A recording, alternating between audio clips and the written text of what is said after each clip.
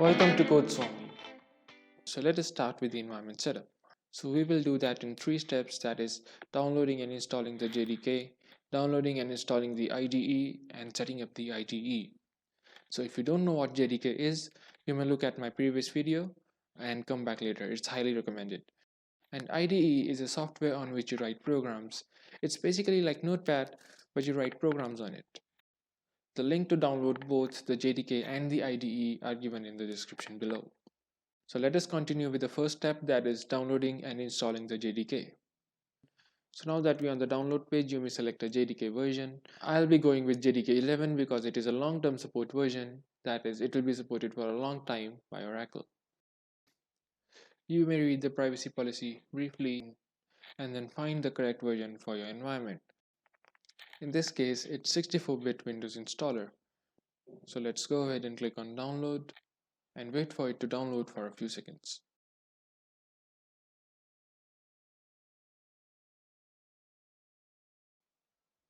So now that it's downloaded, let's move ahead with the installation.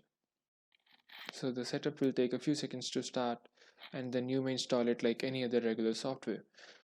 Do not change the path, because if you change it, you may have to set it up manually later.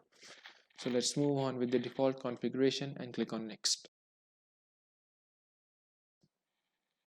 So now that the JDK is installed, let's move on with the IDE.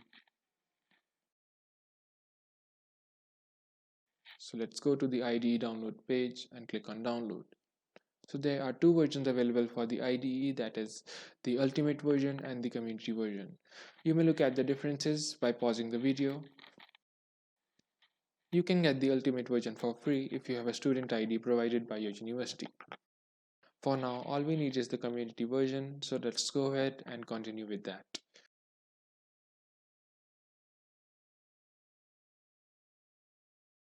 So now that the IDE is downloaded, let's move on with the installation. The first step is just to click on next, and then it'll ask you for a 64-bit launcher. Yes, we need it. And it'll ask you what you need to include in your installation. So let's go ahead and click on Java, then click on next. It'll take a few minutes and then it'll be installed successfully. So now that we have installed the IDE, let's move on to the third step, that is setting up the IDE. When running the IDE for the first time, it'll take a few more seconds to start up. Now it'll ask if you want to import settings from any previous installation. You don't have any previous installation, so just click on do not import settings. Give it a few seconds and then it'll ask you what theme do you want. So you may choose the dark theme or the light theme. It's up to what you like more. So next it'll ask you for the add-ons. As of now, we do not need any add-ons, so just click on next and skip the add-ons. And now we have successfully set up our environment to code in Java. You can now write your first ever program in Java. So we'll continue with that in the next lecture. If you like the lecture, do give me a thumbs up and do consider subscribing. That way you will know whenever I upload a new lecture.